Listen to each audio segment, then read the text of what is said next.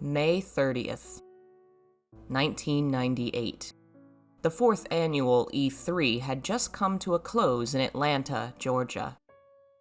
The Konami team, which included Toyama Keiichiro and Inaba Haruhiko, or Harry Inaba as he's often known, were flying back to Japan. But first they'd planned a pit stop in Chicago, Illinois.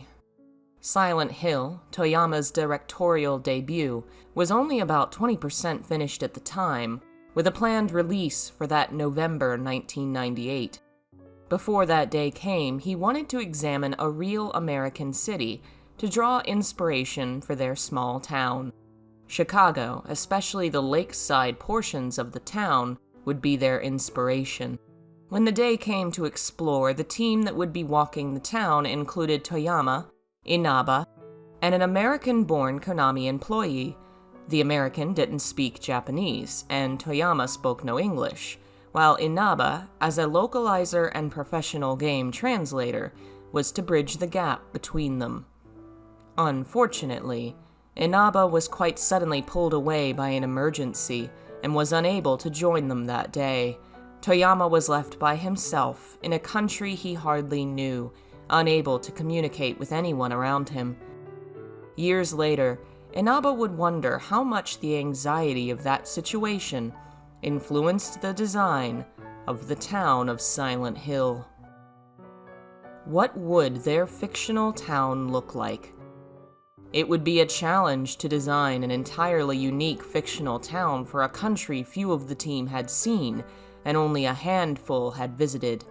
Bits and pieces of the town would come together from multiple influences, all starting with that Chicago trip.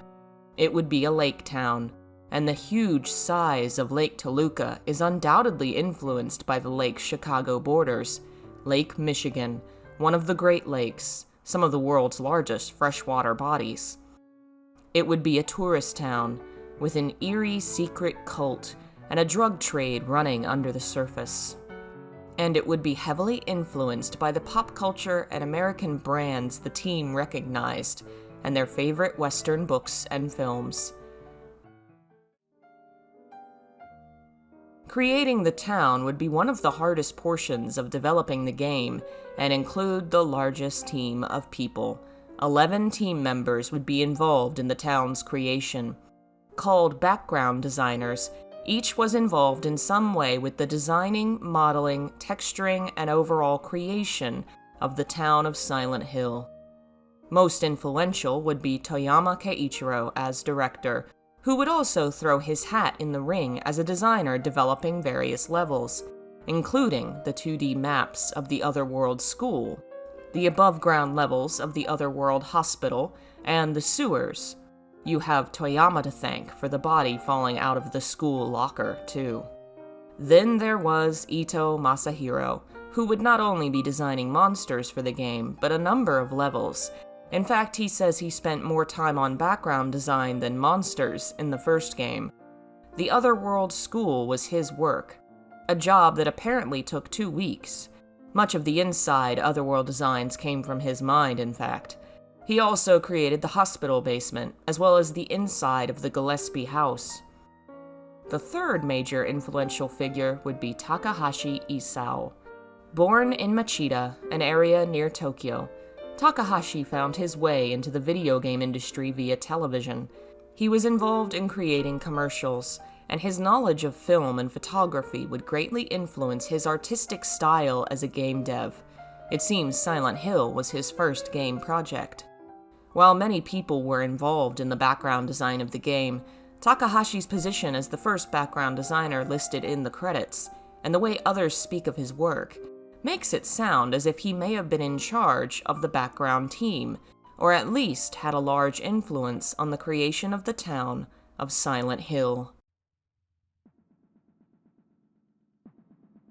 Moving from working with live action to computer-generated graphics was a huge switch for Takahashi, but it was one that had many possibilities.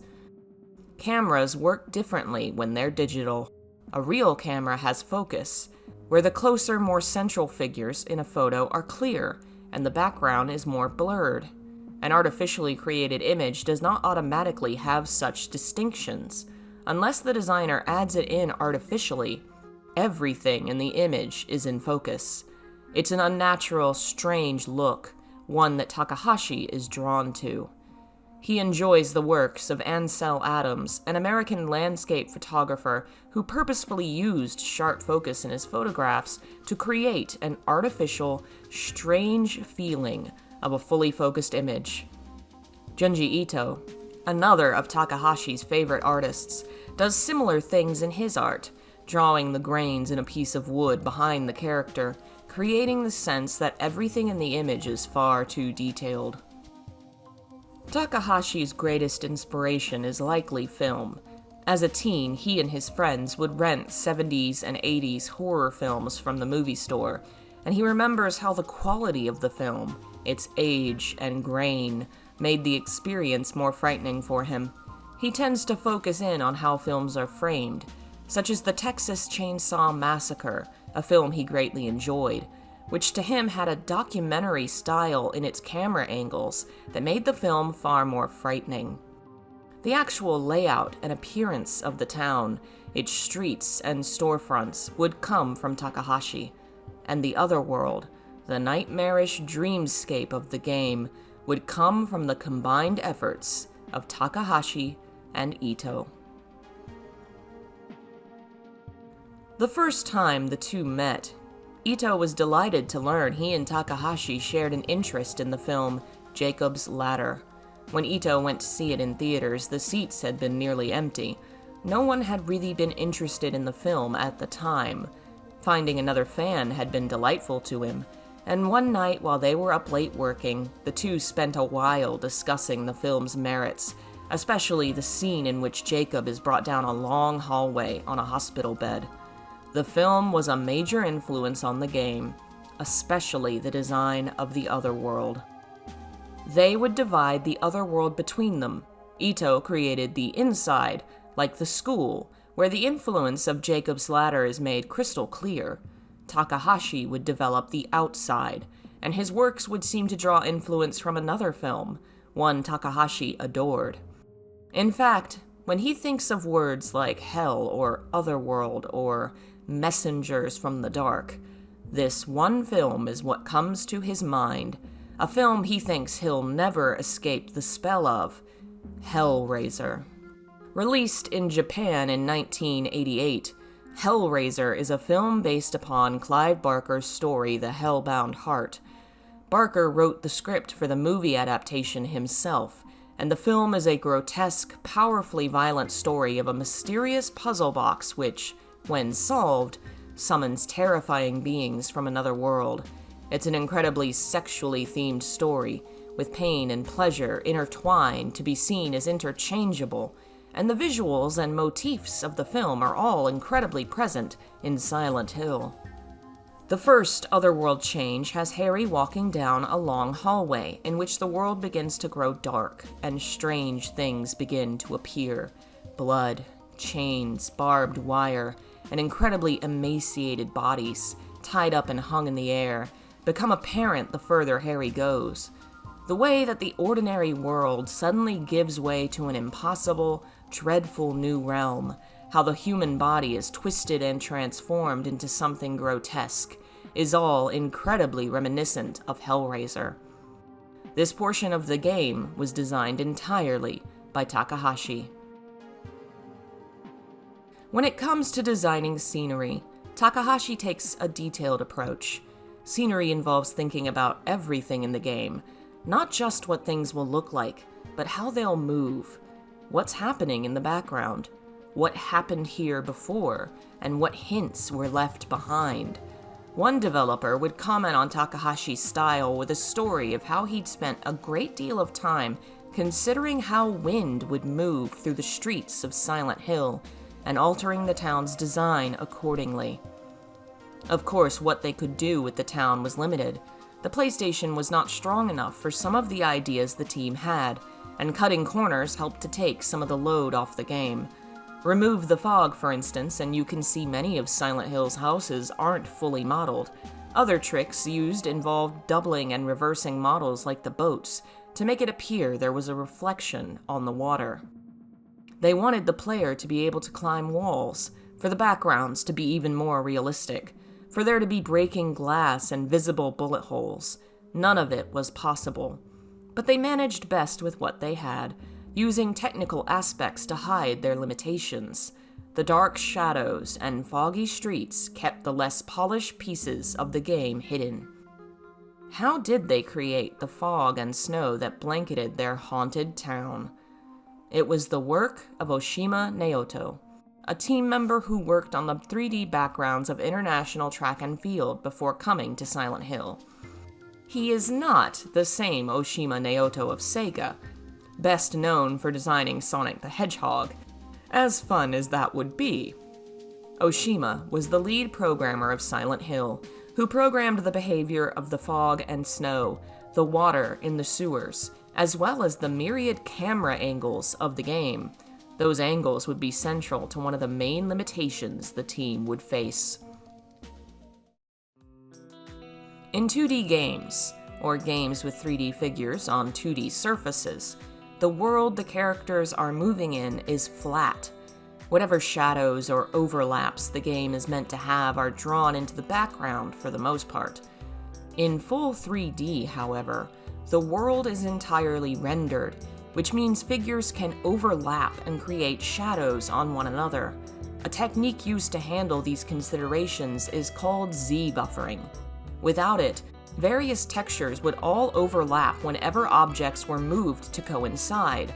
Z-buffering tells the game that when a character stands in front of a door texture, the door is meant to be behind them, not in front of them. When creating the various camera angles of Silent Hill, the team had to deal with issues with the Z-buffer. Every time they moved the camera, it would break the priority of various objects, and they'd have to go in and fix the overlaps that occurred. The Z-buffer is mentioned as one of the largest issues the team had in multiple interviews, and it's likely Oshima was the main person dealing with the corrections. He would go on to work on Silent Hill 3 and 4, and continue with Konami for many years, programming the game mechanics of the PES series.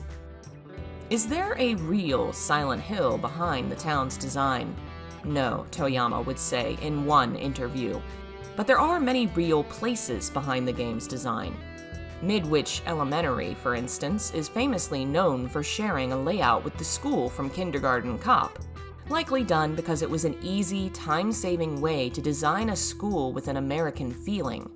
Many of the locations are simply cut and paste from Western life. The Convenience 8 looks remarkably like a 7-Eleven. There's a gas station with a logo that resembles Shell gas, though the S is faded, so it looks like Hell gas. Mac Burger in the resort area resembles McDonald's, and so on. Many of the posters and signs are also from the West, including movie posters, and copyrighted logos which aren't edited at all. The Gillespie House, seen from outside, has its origins in a painting called Christina's World, which is a painting of a real American house. Inside, the hallway which is seen in the game shares similarities with a hallway from the film Psycho. The staircase in the lighthouse with the rising camera angle closely resembles a similar scene in a Hitchcock film, and so on. Many real-world towns may have inspired the game at various points of development. A demo of the game reveals that Old Silent Hill was once called Wrightwood, sharing a name with an area in California. The police cars originally read Buffalo Police, perhaps after Buffalo, New York. Inside the demos, there are also rooms and locations in town that don't exist in the finished game. Some of these rooms are for the school or hospital.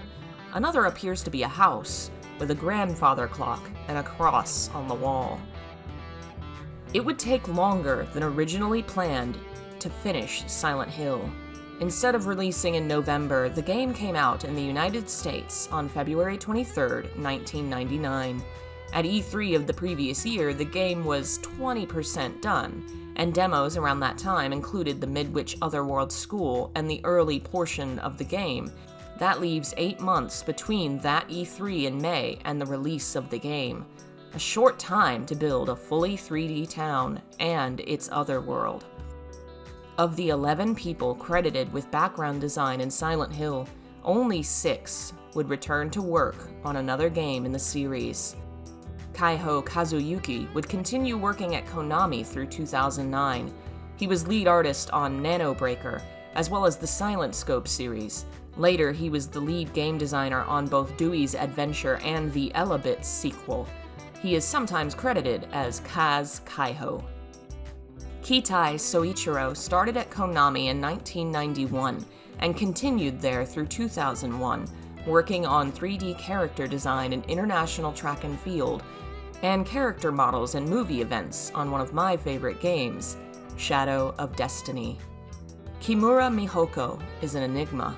Prior work to Silent Hill included graphic design on Snatcher in '94, Crypt Killer in '97, and Twin Bee RPG in '98, but no record can be found after Silent Hill. The given name Mihoko is feminine, which makes it possible that this woman in the team picture is Kimura. Takahashi Isau, so instrumental to building the town, would not remain at Konami.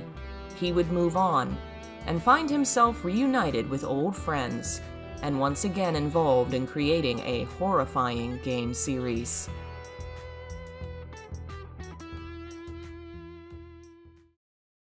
The second part of Takahashi Isau's story starts in a manner that should be similar to you by now. He too would leave Konami for Sony Computer Entertainment, and he would also be put on the Yaoke no Mariko team, which is where Toyama Keiichiro and Sato Naoko had also been placed, and they became reacquainted. Those two had begun planning a new horror game of their own, which would become the Siren series. Takahashi heard about that game late into its production. He was shown a demo concept of what the team was trying to create, and some information on the central concepts of the game. He could see what Sato and Toyama were going for, how Japan's unique climate was being brought to life in Siren's world. He wanted on board. Once again, he'd be working on scenery for a game, this time as the art director. He'd go back to his 70s and 80s horror movie roots for inspiration, as well as Silent Hill itself. He always felt old horror movies were more frightening due to the way age distorted the film, and it was an effect that was purposefully used in Silent Hill to create a similar feeling, an idea which came from Jacob's Ladder. In Siren, it would be taken a step further. Not only would they use the noise and static effects, they would use the viewpoint as an extra element of horror, with inspiration coming from The Ring. The Ring's famous videotape is a psychic tape, a projection of Sadako's vision during her life, what she saw cut into horrifying, mysterious pieces, with static and noise atop it. For the sight-jacking in Siren, the team would take inspiration from the videotape, aiming to create a similar feeling whenever players looked through the eyes of their enemies. Takahashi would go on to work as art director on Siren 2, and Siren Blood Curse as well. While he continued to be involved in projects alongside Toyama and Sato going forward, his role began to change after the Siren series. His co-workers would continue working closely together on Gravity Rush. Takahashi would be involved in a more distant way, no longer as an art director, but a director of outsourcing. Starting around the time of the first Gravity Rush, Takahashi receives credit as director of outsourcing for Sony Computer Entertainment, aiding in the creation of Knack 2, The Last Guardian, both Gravity Rush games, and 2020's Demon Souls remake. Outsourcing is a practice in which a company seeks out creative support from outside the company, hiring freelance artists, musicians, or writers to supplement the main team. Takahashi's position as director at Sony may mean he played more of a managerial role in these projects, hiring and directing artists on various teams. His last credited work was the recent Demon Souls. Since then, Sony has consolidated its various teams into one group, Team Asobi. Whether Takahashi is part of this team or has since left Sony remains to be seen. Whatever the future holds for Takahashi Isau, it's clear he's made his mark on the video game industry. With major influence on two classic horror game series, a managerial influence on quite a few more, Takahashi has cemented his position in video game history. May all those who worked on the town of Silent Hill, be it the fog and snow, or the backgrounds and city streets, enjoy a future as bright as their past.